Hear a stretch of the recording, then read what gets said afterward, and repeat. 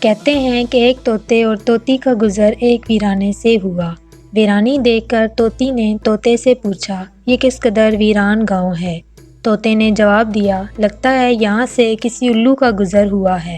جس وقت طوطا اور طوطی آپس میں باتیں کر رہے تھے، عین اسی لمحے ایک الو بھی وہاں سے گزر رہا تھا، تو اس نے طوطے کی بات سن لی اور وہاں رک کر ان سے مخاطب ہو کر بولا، تم لوگ اس گاؤں میں مسافر لگتے ہو، آج رات تم لوگ میرے مہمان بن جاؤ، میرے ساتھ کھانا کھاؤ۔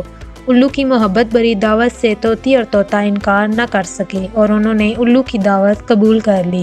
کھانا کھا کر جب انہوں نے رخصت ہونے کی اجازت چاہی تو الو نے طوطی کا ہاتھ پکڑ لیا اور کہا، تم کہاں جا رہی ہو؟ طوطی پریشان ہو کر بولی، یہ کوئی پوچھنے کی بات ہے، میں اپنے خاوند کے ساتھ واپس جا رہی ہوں۔ الو یہ سن کر ہنسا اور کہا، یہ تم کیا کہہ رہی ہو؟ تم تو میری بیوی ہو۔ اس پر طوطا اور طوطی الو پر جھپٹ پڑے اور گرما گرمی شروع ہو گئی۔ دونوں میں جب بحث و تکرار زیادہ بڑھی تو الو نے طوطے کے سامنے ایک تجویز پیش کرتے ہوئے کہا، ایسا کرتے ہیں کہ ہم تینوں عدالت چلتے ہیں اور اپنا مقدمہ قاضی کے سامنے پیش کرتے ہیں، قاضی جو فیصلہ کرے گا وہ ہمیں قبول ہوگا۔ الو کی تجویز سن کر طوطا اور طوطی مان گئے اور تینوں قاضی کی عدالت میں پیش ہو گئے۔ قاضی نے دلائل کی روشنی میں الو کے حق میں فیصلہ دے کر عدالت برخاست کر دی۔ طوطا اس بے انصافی پر روتا ہوا چل دیا تو الو نے اسے آواز دی اور کہا، بھائی اکیلے کہاں جاتے ہو؟ اپنی بیوی کو تو ساتھ لیتے جاؤ۔